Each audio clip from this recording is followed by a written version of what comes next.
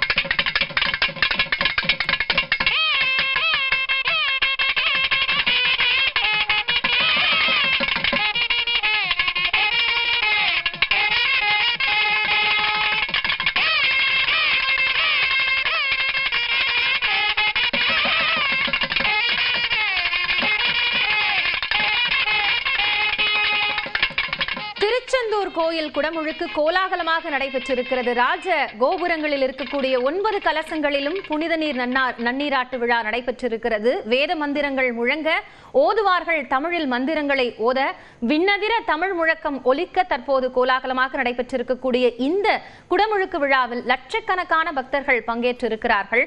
அலைகடன மக்கள் திரண்டு வந்திருக்கக்கூடிய அந்த காட்சிகளையும் பார்த்து கொண்டிருக்கிறோம். தொடர்ந்து அரங்கத்தில் இருக்கும் விருந்தினர் திரு வீரமணிகண்ணன் அவரோடு பேசலாம். முருகனுடைய மிகப்பெரிய ஒரு சிறப்பாக பல விஷயங்களை நம்ம பேசி இருக்கிறோம். ஆனா இப்போ குடமுழுக்கு விழா கோலாகலமாக நடைபெற்று முடிந்திருக்கிறது. அவரை பற்றின பாடல்கள் அப்படின்னாலே அதுல தமிழ் பாடல்கள்ல இந்த படங்கள்ல இடம்பெற்ற டிஎம்எஸ்னுடைய பாடல்களை தவிர்க்க முடியாது. அந்த மாதிரி ஏன்னா திருச்செந்தூர் அப்படின்னாலே அந்த அவருடைய பாடல் தான் வரும். வேற என்ன சிறப்பா நம்ம இந்த நேரத்தில் அவரை நினைவுபடுத்தலாம்? இப்போ இந்த பாட்டு இப்போ நான் பாட போகிற பாட்டு வந்து சமீப காலமாக முருகனுக்காக ஒரு தயார் செய்யப்பட்ட ஒரு அற்புதமான பாடல், எஸ்பெஷலி திருச்செந்தூருக்காகவே. வேலுண்டு வினையில்லை மயிலுண்டு பயமில்லை குகனுண்டு குறையில்லை மனமே கந்தனுண்டு கவலை இல்லை மனமே. திருச்செந்தூர் கந்தனுண்டு கவலை இல்லை மனமே. இந்த பாடல் வந்து ரொம்ப ஒரு அற்புதமாக இருக்கும். சிவரஞ்சனி ராகம் முருகனுக்காகவே நம்ம இசைமணி டாக்டர் சீர்காழி ஐயா இந்த பாடலோட 2 வரியை பாடிட்டு அப்புறம் நான் அந்த பாட்டுக்கு போகிறேன்.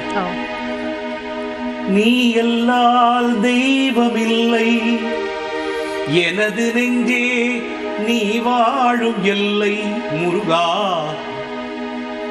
தாயாகி அன்பு பாலூட்டி வளர்த்தாய் தந்தையாய் வந்து சிந்தை கவர்ந்தாய், குருவாகி எமக்கு நல்லிசை தந்தாய், ஞான குருவாகி எமக்கு நல்லிசை தந்தாய், திருவேணி எந்தன் உள்ளம் நிறைவாய், திருவேணி எந்தன் உள்ளம் நிறைவாய், நீ எல்லால் தெய்வம் இல்லை எனது நெஞ்சே நீ வாழும் எல்லை முருகா, நீ எல்லால் தெய்வம் இல்லை.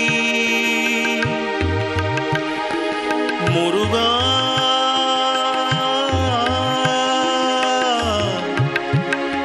முருகா முருகா. வேலுண்டு வினையில்லை, மயிலுண்டு பயமில்லை, புவனுண்டு குறையில்லை மனமே. எங்கள் கந்தனுண்டு கவலையில்லை மனமே. செந்தூர் கந்தனுண்டு கவலையில்லை மனமே மனமே. முருகா முருகா முருகா, செந்தூர் முருகா முருகா முருகா. வேலுண்டு வினையில்லை, மயிலுண்டு பயமில்லை, புகனுண்டு குறையில்லை மனமே. எங்கள் கந்தனுண்டு கவலையில்லை மனமே மனமே.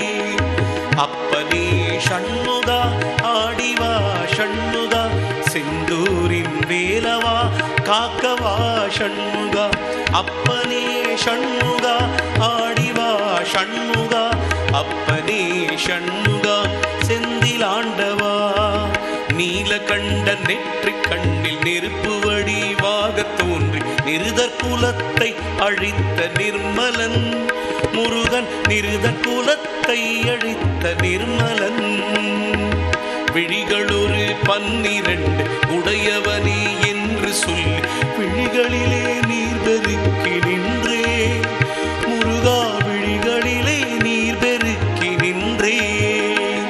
முருகா முருகா முருகா, வேல் முருகா முருகா முருகா. உலகமென்னும் கடலரிலே உடல் என்னும் ஓடமது உன்னடிக்கரை அடைய அருளுவாய், உன்னடிக்கரை அடைய அருளுவாய். ஓயாது ஒழியாது உன்னாமம் சொல்பவர்க்கு உயர்கதிதான் தந்திடுவாய் முருகா, உயர்கதிதான் தந்திடுவாய் முருகா. நெற்றியிலே நீரணிந்து நெறியாக முனை நினைந்து பற்றினேன் உள்ளமதில் உன்னடி முருகா, பற்றினேன் உன்னமதில் உன்னடி. ஆறுபடை வீட்டினிலே ஆறுமுக வேலவனே, ஆதரித்து எனையருளும் ஐயனே முருகா, ஆதரித்து எனையருளும் ஐயனே. கந்தர் அனுபூதி பாடி கந்தனி உன் கழலடியை கைதொழுது கரை சேர வந்தேன் முருகா, கைதொழுது கரை சேர வந்தேன் முருகா. வேலுண்டு வினையில்லை, மயிலுண்டு பயமில்லை, புகனுண்டு குறையில்லை மனமே. செந்தூர் கந்தனுண்டு கவலையில்லை மனமே. முருகா முருகா முருகா, செந்தில் முருகா முருகா முருகா. பரங்குன்று திருச்செந்தூர் பழனிமலை ஏரகம் பல குன்று பழமுதிரும் சோலையா முருகா, பரங்குன்றும் பழமுதிரும் சோலையா. அப்பனே ஷண்முகா ஆடிவா ஷண்முகா, அப்பனே ஷண்முகா ஆடிவா ஷண்முகா. வேலுண்டு வினையில்லை, மயிலுண்டு பயமில்லை, புகனுண்டு குறையில்லை ஷண்முகா, புகனுண்டு குறையில்லை மனமே. முருகா முருகா முருகா, வேல் முருகா முருகா முருகா, வேல் முருகா முருகா.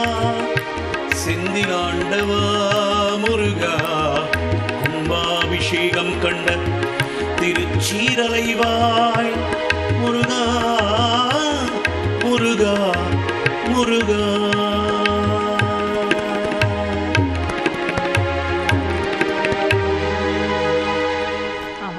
முருகன் அப்படின்னாலே அழகு அப்படின்னு தான் நம்ம சொல்றோம். அது அழகு மட்டும் இல்லை, இளமை, காந்தம், இளைஞரோட ஒரு வடிவம், அந்த ஒரு குறிப்பிடல்லாம் இருக்கிறதுனால தான் முருகன் வந்து அழகென்ற சொல்லுக்கு முழுகா அப்படின்னே நம்ம வந்து அதை சொல்லிடுறோம் இல்லையா? அந்த மாதிரி நீங்க வந்து செந்தில் ஆண்டவனுக்காகவே வந்து ஒரு திருச்செந்தூர் பாடலை பாடியிருக்கீங்க. ரொம்ப அழகா இருந்தது. எந்த மாதிரியான விஷயங்கள் எல்லாம் நம்ம வந்து முருகன் மேல வந்து ஒரு பற்று வருது, எந்த காரணத்தின் அடிப்படையில் அப்படிங்கிறதுக்கு நிறைய பாடல்களோட தத்துவங்கள் நமக்கு அதை உணர்த்துறதா இருக்கு. அப்படித்தான் இந்த பாடலையும் பார்க்க முடிகிறது. ரொம்ப கோலாகலமாக எல்லாரும் எதிர்பார்த்த மாதிரி சிறப்பா இன்னும் லட்சக்கணக்கான பக்தர்கள் வந்து அந்த கும்பாபிஷேகம் நிகழ்வை வந்து பார்க்கறதுக்காக தொடர்ந்து போயிட்டே இருக்கிறாங்க. சமகாலத்துல நடந்த ஒரு மிகப்பெரிய ஒரு நிகழ்வு அப்படின்னு இதை பார்க்கலாமா? இந்த குடமுழுக்க உங்களுடைய கருத்து என்ன ஏற்பட்டு? இல்லை, அதாவது இப்போ எனக்கு என்ன சந்தோஷம்னா, நம்முடைய மக்களுக்கு பக்தி ரொம்ப பெருக்கெடுத்து ஓடுறது. இது ஒரு நல்ல சமிக்கை.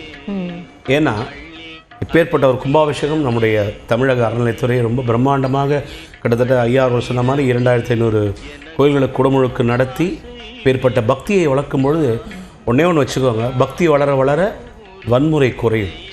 இந்த வன்முறை குறைந்து அமைதி எங்கேயும் தவழும், சாந்தி தவழும் என்பதை வந்து இந்த குடமுழுக்கு வந்து எப்படி உணர்த்துறதுன்னா, நமக்கு வந்து அதாவது சொன்ன மாதிரி புனர்ஷுத்தோரணம் அப்படின்னு சொல்லுவாங்க சமஸ்கிருதத்தில்.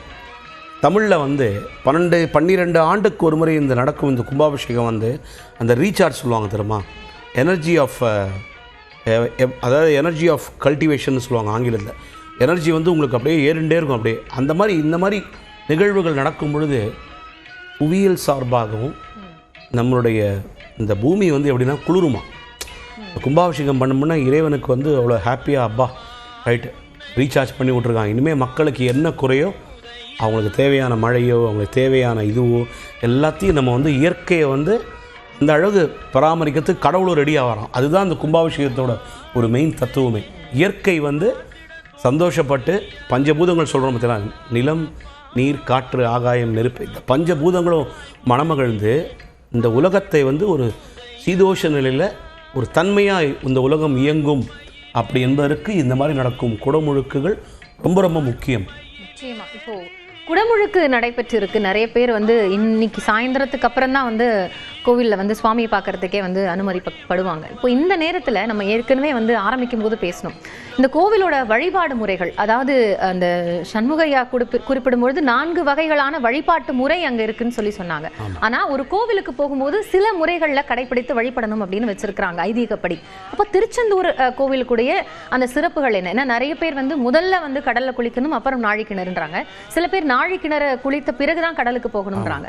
இப்போ இந்த மாதிரியான புரிதல் எப்படி எடுத்துக்கலாம்? நாழி கிணறுல குளிச்சதுக்கு அப்புறம் தான் வந்து கடலில் குளிக்கணும். ஏன்னா அந்த முருகன் வேளால் குத்துனி தான் அந்த தண்ணியை தாகத்தை தீர்வதற்காக வரவழைக்கிறார். அதுதான் முருகன் வந்து அஃபிஷியலாக அந்த தாகத்தை தீர்றதுக்கு உண்டான அந்த வேளால் குத்தி அந்த தீர்த்தத்தை இது பண்ணாங்க. அதனால தான் அந்த ஊற்றுக்கிணறு ஃபஸ்ட்டு நாழி கிணறில் ஸ்நானம் பண்ணிட்டு அப்புறம் கடலில் போய் கடலில் ஸ்நானம் பண்ணுறது வந்து நாட் ஓன்லி அது முருகனுக்காக நம்ம அங்கே பண்ணுறது இல்லைங்க. நம்மளுடைய பித்திருக்கள் மூதாதையரை வந்து நம்ம நினைத்து எந்த கடல், அதாவது இந்த பஞ்சபூதங்கள் எகெயின் சொல்கிறேன் நான், பஞ்சபூதங்கள் வந்து வாழ்க்கையில் எல்லா கட்டத்துலேயும் நம்ம வாழ்க்கையில் வந்து அது வந்து ஒரு முக்கியமான ஒரு இதுவாக இயங்குறது. எப்படின்னா இந்த மூதாதையர்கள் எல்லாமே வந்து ஆத்மான்னு சொல்கிறாங்க பார்த்தீங்களா, இந்த ஆத்மா லயிக்கும் இடம் வந்து பஞ்சபூதங்கள் தான்.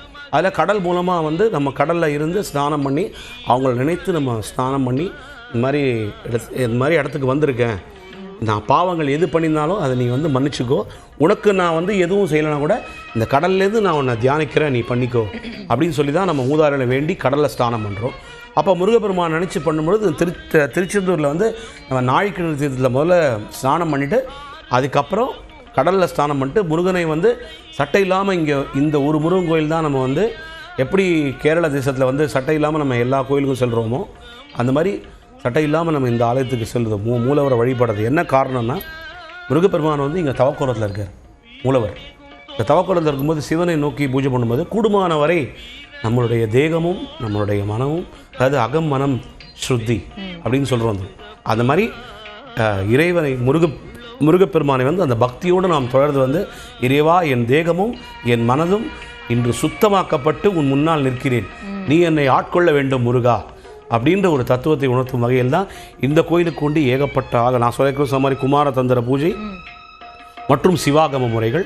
அந்த தாராபிஷேகம் வந்து பார்த்திங்கன்னா ஒரு சின்ன துவாரம் வழியாக தான் அந்த பாலாபிஷேகம் முருகனுக்கு பண்ணுவாங்க. அது தாரையாக அப்படியே சொல்லுவாங்க. அந்த மாதிரி தாராபிஷேகம் பாலாபிஷேகம் வந்து, ஏன்னா பால் தான் வந்து எல்லா தெய்வங்களுக்கும் மனதை குளிர்விக்கும் ஒரு அற்புதமான ஒரு அபிஷேகம்.